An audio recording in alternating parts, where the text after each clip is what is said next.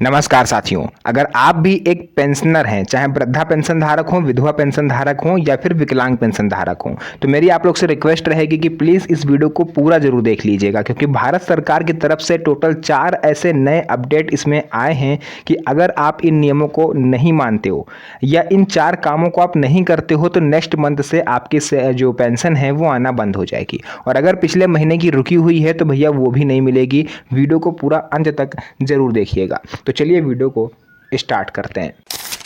तो देखिए यहाँ पर जो सबसे पहला अपडेट है वो है आधार कार्ड और ई बेनिफिशियरी नंबर अब होना है कंपलसरी। साथियों, आपके पास आधार कार्ड तो हो गई, पासबुक भी आपके पास होगी। अब जब पासबुक है तो बैंक खाता संख्या भी आपके पास होगी, यानी अकाउंट नंबर आपके पास होगा। लेकिन तीसरी ऐसी महत्वपूर्ण चीज़ है जिसके बारे में शायद ही आपको कभी किसी ने बताया हो, वो है ई बेनिफिशियरी नंबर। जी हाँ साथियों, अब आप में से बहुत सारे लोगों को ये ई बेनिफिशियरी नंबर के बारे में नहीं पता होगा, तो आइए मैं आपको समझाता हूँ। और ये सबसे इम्पॉर्टेंट है आपके पास होना। अगर ये आपके पास नहीं है या इसका रिकॉर्ड आप मेंटेन नहीं कर रहे हो तो आपको अगले महीने से प्रॉब्लम हो सकती है। देखिए, ई बेनिफिशियरी नंबर एक एप्लीकेशन नंबर होता है। जिस टाइम आपने पेंशन के लिए नया आवेदन दिया होगा, 2 साल पहले, 3 साल पहले या 2 महीने पहले, तो आपको एक एप्लीकेशन नंबर मिला होगा। वो एप्लीकेशन नंबर ही आपका ई बेनिफिशियरी नंबर होता है। यानी बेनिफिशियरी मतलब आपको लाभ मिल रहा है, हिंदी में अगर बोलें तो लाभार्थी क्रमांक। ये आपके पास होना जरूरी है साथियों। अगर ये आपके पास नहीं होगा तो फिर इसका मतलब ये है कि आपने कहीं दस्तावेजों में हेरफेर करी है और गवर्नमेंट तत्काल प्रभाव से आपकी पेंशन बंद कर सकती है। ई बेनिफिशियरी जो नंबर होता है इसको हम लोग बैंक पासबुक की तरह समझ सकते हैं। जिस तरह से हमारा जो बैंक पासबुक होती है वो हमारे सारे ट्रांजैक्शंस को मैनेज करती है डेट बाय डेट। किसी दिन हमने 200 रुपये निकाले, किसी दिन 1000, किसी दिन 10,000, किसी दिन मेरे अकाउंट में पैसे आ गए 500 रुपये। तो उन सब का जो रिकॉर्ड होता है वो पासबुक मेंटेन करके रखती है ना। पासबुक हम प्रिंट करवाते हैं, उसमें रिकॉर्ड मेंटेन होता है। ठीक उसी तरह से होता है ई बेनिफिशियरी नंबर। ये आपके पास होना अब कंपलसरी है। तो आपके पास आधार कार्ड, पासबुक और ई बेनिफिशियरी नंबर होना चाहिए। जी हाँ साथियों, दूसरे नंबर पर है ई बेनिफिशियरी एंट्री। यानी जिस तरह से हम लोग पासबुक में जब तक एंट्री नहीं करवाते हैं तब तक उसमें रिकॉर्ड नया अपडेट नहीं होता है। आपको कोई भी ट्रांजैक्शन आपके महीने में हुआ है तो आपको उसकी एंट्री करवानी पड़ेगी ना, पासबुक की जाके पासबुक प्रिंट करवानी पड़ेगी, तभी तो उसमें अपडेट होगा। ऑटोमेटिक घर बैठे तो होगा नहीं। ठीक उसी तरह से जो ई बेनिफिशियरी नंबर होता है ये इसमें एंट्री होती है। यानी पेंशन आपको किस तारीख को मिली, कितनी पेंशन मिली, ये एक रिकॉर्ड की तरह वर्क करता है। अगर आपको पिछले 2 महीने से पेंशन नहीं मिली है तो वो इसमें चढ़ा हुआ होना चाहिए। अब ये आप नहीं चढ़ाओगे, ये गवर्नमेंट चढ़ाएगी। इसलिए आपको सिर्फ इतना काम करना है कि ये ई बेनिफिशियरी नंबर आपको संभाल कर रखना है। क्यों संभाल कर रखना है? क्योंकि कभी भी अधिकारी आपके घर पर आ सकते हैं या विभाग की तरफ से आपको कॉल आ सकता है कि अपना ई बेनिफिशियरी नंबर लेकर के आइए, हम उसमें चेक करना चाहते हैं, वेरिफिकेशन करना चाहते हैं।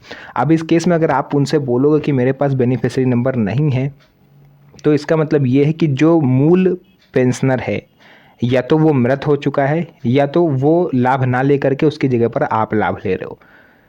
तो इसलिए ई बेनिफिशियरी नंबर आपके पास मस्ट कंपलसरी है। ओके, नेक्स्ट आता है थर्ड नंबर पर जीवन प्रमाण पत्र अब हर 12 महीने में आपको देना होगा। जी हाँ साथियों, पहले 6 महीने पर यह नियम था, फिर इसको 1 साल पर करा गया। पहले कुछ राज्यों में था कि हर 6 महीने आपको जीवन प्रमाण पत्र देना है, लेकिन अब पूरे देश के जितने भी पेंशनर्स हैं सभी के लिए नियम है। यानी कि 1 साल में एक बार आपको लाइफ सर्टिफिकेट जमा करना है 1 अप्रैल से 30 नवंबर के बीच में। ये चीज़ क्लियर हो गई। इसके बाद 4th नंबर पर आ जाता है मृत पेंशन धारक की सूचना देना अब ज़रूरी है। देखिए साथियों, कई सारे ऐसे लोग होते हैं जो अपने परिवार में जो पेंशनर है उसकी मृत्यु हो जाने के पश्चात गवर्नमेंट को सूचित नहीं करते हैं। सूचित इसलिए नहीं करते हैं क्योंकि उनकी हर महीने पेंशन आती रहेगी, 1000, 1500, 3000 जो भी आती है, और वो निकालते रहते हैं। जब कोई अधिकारी उनके घर पर आता है तब वो कहते हैं कि हाँ साहब इनकी मृत्यु हो गई है। तो अगर ऐसा होता है और गवर्नमेंट आपको पकड़ती है तो आपसे लगभग 5 गुना तक पैसा वापस लिया जाएगा। ये चीज़ ध्यान रखिएगा। तो अगर आपके परिवार में कोई भी पेंशनर्स ऐसा है जिसकी मृत्यु हो चुकी है तो उसके बारे में सरकार को सूचित ज़रूर करें। सूचित कैसे करना है, आप जाके पेंशन विभाग में आवेदन दे दो, एप्लीकेशन लिख के दे दो कि ये पेंशनर, इनकी मृत्यु हो चुकी है, इनकी पेंशन आप बंद कर दीजिए, तो वो पेंशन बंद कर देंगे। इस केस में आप पूरी तरह से सेफ रहोगे। फिर वो चाहे पेंशन बंद करें या ना करें, आपका एप्लीकेशन देना आपका काम है। ठीक है, एप्लीकेशन जो आप दीजिएगा उसका एक प्रिंट आउट अपने पास रख लीजिएगा, फोटोकॉपी करा के रख लीजिएगा।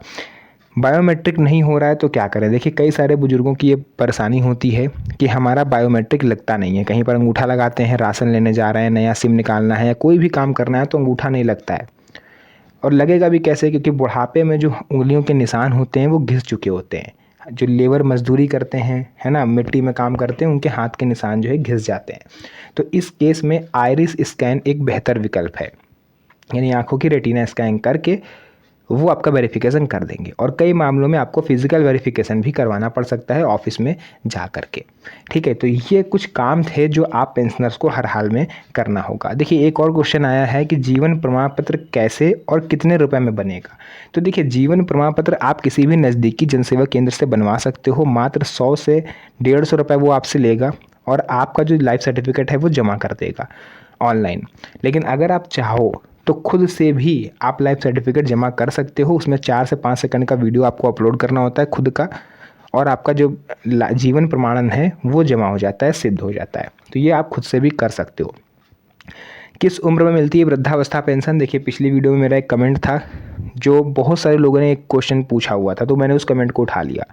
देखिए, कोई कहता है कि उम्र 58 वर्ष है पेंशन की, कोई कहता है 60 वर्ष है। तो देखिए, कुछ राज्यों में महिलाओं की उम्र 58 वर्ष है पेंशन लेने की और कुछ राज्यों में 60 वर्ष। ये महिलाओं के मामले में ही जो है मिसअंडरस्टैंडिंग है, पुरुषों के मामले में नहीं है। पुरुष चाहे आंध्र प्रदेश के हों, चाहे यूपी के हों, चाहे झारखंड के हों, 60 साल पूरा होने के बाद ही आपको पेंशन मिलेगी। महिलाओं के लिए थोड़ा सा विवाद है, कहीं पर 58, कहीं पर 60। तो आप अपने राज्य का नाम कमेंट सेक्शन में बता दीजिएगा, मैं आपको बता दूंगा कि आपके राज्य में कितनी पेंशन मिलती है, या फिर आप खुद से अपने राज्य की आधिकारिक वेबसाइट पर जाके चेक कर सकते हैं। तो जो भी जानकारी थी मैंने पूरा आपको विस्तार से बताया। वीडियो पसंद आई हो, वीडियो को लाइक करके चैनल को सब्सक्राइब जरूर करिएगा, क्योंकि इस तरह की वीडियोस मैं आपके लिए बनाता रहता हूं। तो फिर से मुलाकात होगी आप सभी से एक और नई मज़ेदार वीडियो में। तब तक के लिए धन्यवाद। जय हिंद।